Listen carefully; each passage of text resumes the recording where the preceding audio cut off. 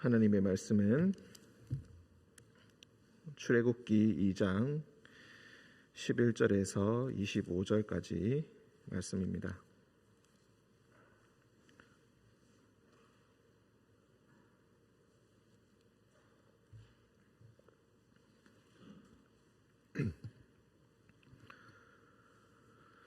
출애굽기 2장 11절부터 25절까지 말씀, 제가 11절부터 25절까지 다 읽도록 하겠습니다. 모세가 장성한 후에 한 번은 자기 형제들에게 나가서 그들이 고되게 노동하는 것을 보더니 어떤 애굽 사람이 한 히브리 사람 곧 자기 형제를 치는 것을 본지라. 좌우를 살펴 사람이 없음을 보고 그 애굽 사람을 쳐 죽여 모래 속에 감추니라.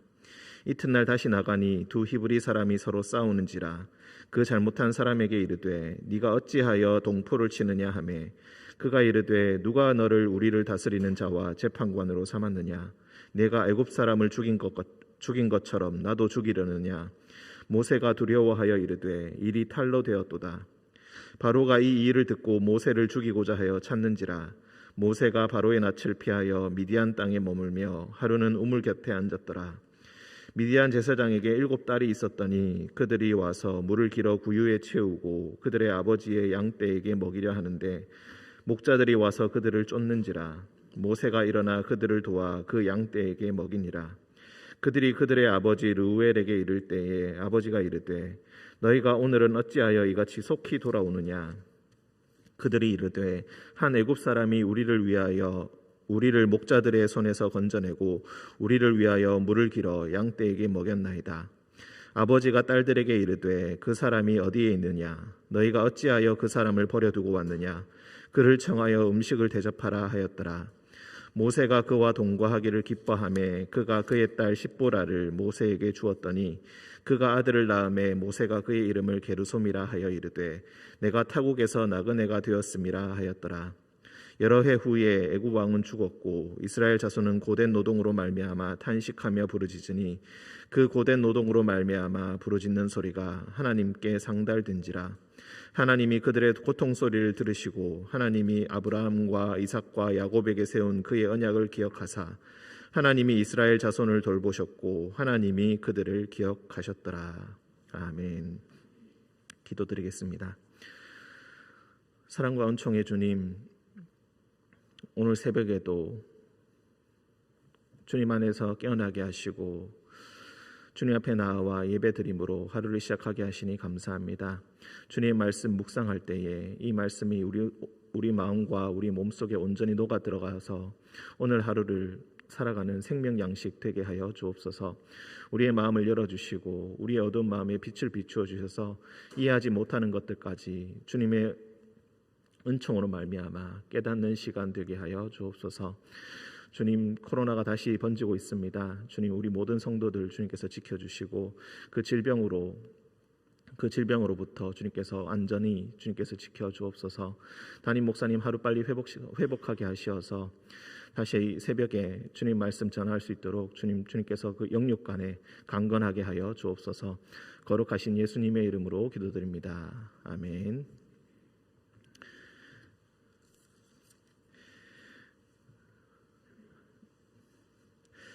네, 말씀 전하기 전에 한 가지만 먼저 말씀드리겠습니다. 담임 목사님께서 아직 새벽이나 밤중에 거동하시기에는 조금 무리가 있으셔서 아직은 조금 준비가 덜 되었다고 하시면서 당분간은 새벽에는 말씀을 전하시기가 조금 힘들 것 같습니다. 많이 기도해 주시고 하루빨리 회복하실 수 있도록 많이 기도해 주시기 바랍니다. 11절, 모세가 장성한 후에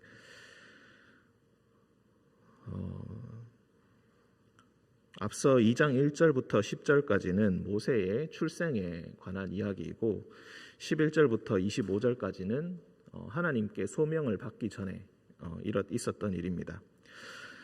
사도행전 7장에 보면은 스데반의 설교가 나옵니다. 순교를 당하기 전에 7집사 중에 한 명이었던 초대교회의 7집사 중에 한 명이었던 스데반, 그 스데반이 길게 이스라엘 역사를 되짚으면서 예수님께서 오신 의미와 그 부활의 의미를 설명하는 부분이 있는데 여기서 모세에 관한 이야기도 합니다. 그때 스데반이 했던 이야기 중에 하나가 모세가 40세가 되기 전까지는 40세가 되었을 때에 이 사건이 있었다. 애굽 사람이 히브리 사람 치는 것을 보고 애굽 사람을 죽이는 사건이 있었다. 그리고 출애굽기 7장 7절에 보시면은 바로 앞에 서서 아론과 함께 바로 앞에 서서 이스라엘 자손을 데리고 나가게 해달라고 요구했던 게 80세였다. 즉 스데반도 사도행전 7장에서 80세가 되었을 때 이제 이 출애굽의 사역을 감당하게 되었다라는 그런 장면이 나옵니다. 그리고 또 이후에 모세가 120세에 죽었다라는 말이 신명기에 나옵니다. 즉 120년간의 인생을 살면서 처음에 3분의 1은 애굽 사람, 애굽의 왕자로서 살게 되고 또 중간에 40년은 미디안 제사장의 사위로 나그네로서 살게 되고 그리고 마지막 40년은 출애굽의 사역을 감당하는 사자로서 그렇게 살게 되었다는 것입니다. 오늘 말씀은 이 중간에 40년간의 이야기를 이렇게 압축적으로 이야기합니다. 처음에 40년 그리고 이후에 40년은 그렇게 물론 중요하긴 하겠지만 그가 그렇게 가장 중요한 것은 마지막 40년이고 그 이전에 이 사람이 어떤 과정을 겪었고 어떻게 준비되었는가를 이야기합니다. 모세가 장성한 후에 한 번은 자기 형제들에게 나가서 그들이 고되게 노동하는 것을 보더니 어떤 애굽 사람이 한 히브리 사람 곧 자기 형제 치는 것을 본지라. 여기서 히브리 사람이라고 부르는데 우리가 히브리인이라고 구약 성경에 종종 나오는 것을 볼 수가 있습니다. 이 히브리 사람이란 말은 한마디로 이야기하자면 비하하는 의미가 강합니다. 즉 사회의 하층 계급들 떠돌면서 노동하는 계급들을 이야기하는 것이고 이 히브리라는 이 말이 강을 건너온 사람들이다 뭐 이런 의미가 있다고 연구가 되었습니다. 즉 떠돌면서 일용 노동으로 생계를 유지하는 사람들 이렇게 그런 사람들을 통합적으로 이렇게 이야기할 때 히브리 사람들이다 이렇게 부르는 것입니다. 자기가 자기 스스로 히브리인이다라고 부르는 경우는 없고 애굽 사람이나 다른 민족들이 비하할 때 이 히브리 사람이다라는 말을 사용합니다. 모세는 애굽의 왕자였는데 그 전에 이미 자기의 뿌리를 이미 알았던 것 같습니다. 그래서 애굽 사람이 히브리 사람 치는 것을 보고 좌우를 살펴 사람이 없음을 보고 그 애굽 사람을 쳐 죽여 모래 속에 감추었다. 살인을 저질렀는데 여기에 대해서는 가타부타 어떤 판단도 성경에서는 하고 있지 않습니다. 모세의 입장에서는 어찌 보면은 애정의 행동이라고도 볼 수가 있겠습니다. 너무나 격렬하고 그의 본성 자체가 얼마나 조금은 폭력적인 경향성이 있다는 것을 우리가 알 수가 있는데 이 사람은 자신의 정체성을 알고 자기 민족을 위해서 이런 일을 행한 것입니다. 어떻게 보면은 빗나간 사랑이라고도 볼 수 있고 어떻게 보면 잘못된 애정이라고도 우리가 생각해 볼 수가 있겠습니다. 애정을 표시하는 데 있어서 조금은 과격하고 잘못된 방식으로 표현하고 있다. 이튿날 다시 나가니 두 히브리 사람이 서로 싸우는지라. 이제는 히브리 사람들끼리 서로 분쟁이 일어났습니다. 그 잘못한 사람에게 이르되 그 두 사람의 이야기를 들어보니까 싸우는 모습을 보니까 잘잘못이 명백합니다. 그래서 잘못한 사람에게 말합니다. 네가 어찌하여 동포를 치느냐. 고된 노동을 하면서 다 같이 고생하고 있는데 네가 어찌하여 잘못을 하였느냐. 그리고 왜 서로를 때리고 있느냐. 어찌하여 동포를 치느냐. 먼저 누군가 폭력을 행사한 것 같습니다. 그래서 폭력을 행사하는 것을 보고 왜 그렇게 하느냐. 다른 사람도 아니고 왜 동포를 치고 있느냐. 그때 그 사람이 누가 너를 우리를 다스리는 자와 재판관으로 삼았느냐. 한마디로 네가 뭔데? 라는 거죠. 내가 애굽 사람을 죽인 것처럼 나도 죽이려고 하느냐. 이미 사람들은 그가 애굽 사람을 죽인 것을 이미 알고 있습니다. 하지만 자기 딴에는 애정을 표시한다고 자기 딴에는 연대감의 표시로서 했던 행동들이 그 히브리 사람들에게는 전혀 받아들여지지 않고 있습니다. 오히려 소문이 파다하게 퍼져서 모세가 두려워하여 이르되 일이 탈로 되었도다. 들켜버리고 말았구나. 바로가 이 일을 듣고 모세를 죽이고자 하여 찾는지라. 동포를 사랑하는 마음으로 이 일을 행하였는데 동포에게 배신을 당하고 소문이 나서 그만 그는 죽음의 위기에 처하게 됩니다. 그래서 그는 도망을 가게 됩니다. 바로의 낯을 피하여 미디안 땅에 머물며 하루는 우물 곁에 앉았더라. 미디안 땅으로 도망갔다. 이 미디안 땅이라는 것이 정확하게 어딘지는 알 수가 없겠지만은 아마도 아라비아 반도 쪽이라고 추측하고 있습니다. 그쪽에 나가서 떠돌고 있던 사람들 떠돌다가 이제 우물 곁에 앉아 있는데 미디안 제사장의 7딸이 와서 양떼를 먹이려고 합니다. 안타깝게도 아들이 없고 딸만 7명인데 어쩔 수 없이 그 7명의 딸이 나가서 양떼를 먹이려고 합니다. 여자가 양떼를 먹이려고 하니까 목자들이 와서 그들을 쫓아냅니다. 물을 차지하는 것은 양떼를 먹이는 것은 한마디로 전쟁입니다. 일상의 전쟁이라고 볼 수 있겠죠.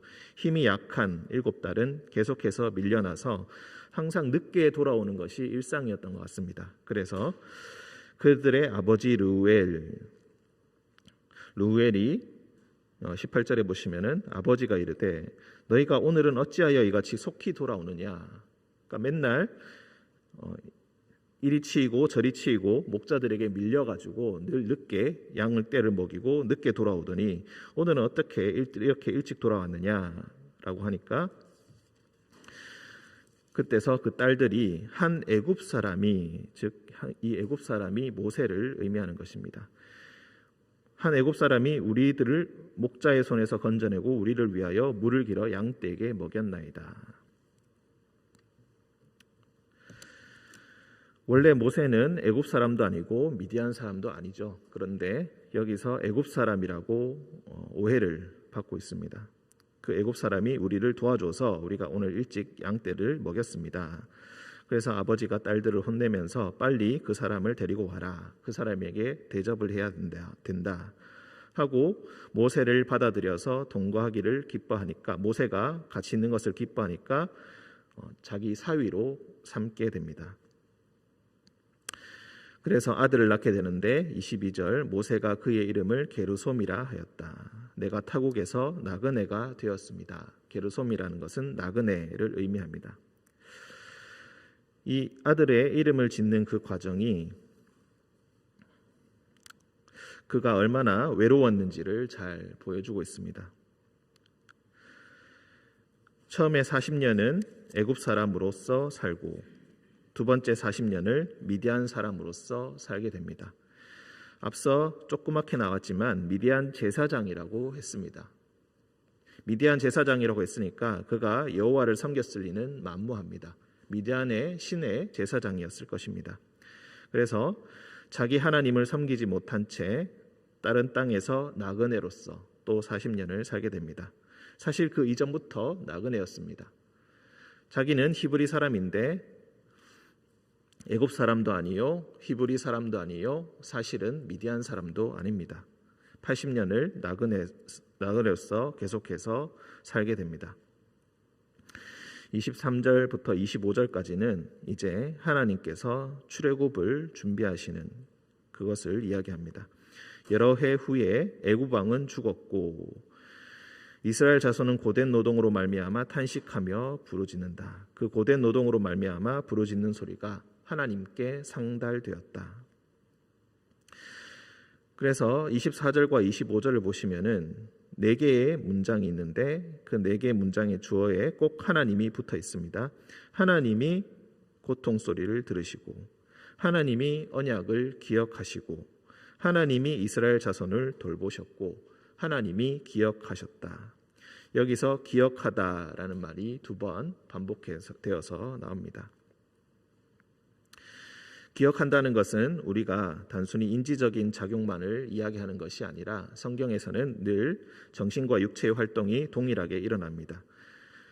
예를 들어서 하나님의 말씀을 들었다라고 했을 때는 그냥 듣고 끝나는 것이 아니라 듣고 순종하였다라는 것이 함께 들어가 있고, 하나님께서 기억하셨다라는 것은 생각이 났다, 잊고 있었는데 생각이 났다라는 의미가 아니라 기억하고 행동에 옮기신다는 것을 이야기합니다. 이제 하나님의 구원의 역사가 초읽기에 들어가게 되었다. 그 부르짖는 소리로 말미암아 하나님께서 그 마음을 움직이셨다. 그리고 이제 3장으로 들어가면은 그 낯선 미디안 땅, 낯설 뿐만이 아니라 광야에서 떨기나무 가운데서 하나님을 만나게 되고, 그리고 하나님으로부터 출애굽의 사명을 받는 장면으로 연결이 되게 됩니다. 2장 11절부터 25절까지 오늘 말씀은 그렇게 길지 않게 나오고 있지만 사실은 그 중간에 40년의 모세의 인생을 다루고 있습니다. 그가 나그네로서 얼마나 외로웠을지, 그 인생이 얼마나 힘들었을지에 대해서 이야기하고 있습니다. 사람이 자신의 정체성을 올바로 갖지 못하고 자기가 있는 모습 그대로 살지 못한다는 것은 참으로 괴로운 일입니다. 여기 가도 여기에 속하지 못하고 저기에 가도 저기에 속하지 못한 채 결국 자신이 알지 못하는 곳에, 자신을 아무도 알지 못하는 곳에 가서 그제서야 자신이 섬기던 하나님이 아닌 다른 신의 제사장의 사위로서 40년을 살아가게 됩니다. 하나님께서는 그에게 출애굽의 사명을 맡기셨는데 하나님께서 그를 어떻게 준비시키셨는지 오늘 말씀을 통해서 보면서 하나님의 뜻이 얼마나 깊은지, 그리고 얼마나 오묘한지를 다시 한번 깨닫게 됩니다. 애굽에 보내셔서 애굽의 학문들을 배우게 하시고 가장 선진의 문화를, 그리고 그 학문을 배우게 하셨습니다. 그리고 또 40년을 낯선 땅에서 살아가는 방법을, 또 광야에서 살아가는 방법을 배우게 하셨습니다. 사람들이 보기에는 그것이 가장 높은 곳에 있다가 가장 낮은 곳으로 추락한 것이라고 여겼겠지만 하나님께서는 그를 모든 상황을 통하여서 준비시키셨다는 것을 그 이후에 마지막 40년을 통해서 우리가 알 수가 있겠습니다. 우리는 우리 자신의 인생을 판단할 때에, 그리고 남의 인생을 판단할 때에 우리의 관점으로 해석을 합니다. 가장 잘 나갔던 때, 가장 못 나갔던 때, 가장 힘들 때, 가장 어려울 때. 하지만 하나님의 관점에서는 그 모든 것이 하나님의 일을 감당하게 하는 사람으로서 준비시키는 과정이라고 우리가 이해할 수가 있겠습니다. 오늘 말씀을 통하여서 우리가 또 한 가지 생각해 볼 수 있는 것은 우리 마음대로 우리의 인생을 판단하고 우리의 인생의 마지막을 결정할 필요가 없다는 것입니다. 항상 하나님께서 우리에게 무엇을 말씀하시려는가, 우리에게 또 무엇을 맡기시려는가, 그것을 모세에게 행하셨던 것처럼 우리에게도 무엇을 준비시키시며 무엇을 하라고 말씀하고 계시는가, 그것을 항상 염두에 두고 믿음으로써 그 사명을 준비하는 우리 성도들이 되어야 할 것입니다. 다 같이 기도하도록 하겠습니다. 사랑과 은총의 주님, 모세의 인생을 통하여서 인생의 많은 것들을 다시 한번 생각해 보게 됩니다. 사람들은 그것이 추락이라고 여기고 사람들은 그를 잊어간다고 여기지만 하나님께서는 그 사람을 들어서 자신의 가장 고귀한 사명을 완수하시는 데 사용하시는 것을 보았습니다. 주님, 우리가 우리 스스로 성공이다 실패다 이런 것을 따지지 않게 하시고 오직 하나님께서 우리에게 무엇을 시키시려는가, 우리에게 무엇을 요구하고 계시는가, 그것을 판단하게 주님 인도하여 주옵소서. 그 과정 가운데 때로는 많이 외롭고 때로는 많이 힘들고 때로는 어디에도 속하지 못한 채 떠도는 것처럼 느껴지는 그 외로운 인생이 감정에 사로잡히지 않게 하시고 하나님을 향한 믿음으로, 하나님을 향한 소망으로, 그리고 하나님을 향한 거룩한 사랑으로 그 모든 것을 당당히 이겨내는 우리 성도들 되게 하시고 항상 주님께서 우리에게 주신 사명을 잘 감당하는 우리 모두가 되게 하여 주옵소서. 마침내 하나님의 나라에 이르렀을 때 주님께서 우리에게 잘하였다, 우리에게 등을 두들겨 주시고 우리를 안아주심을 우리가 굳게 믿습니다. 주님 그것을 향하여서 주님 오늘 하루도 주님 말씀에 잘 순종하게 하시고 주님 말씀을 늘 듣기에 노력하는 우리 모두가 되게 하여 주옵소서. 거룩하신 예수님의 이름으로 기도드립니다. 아멘.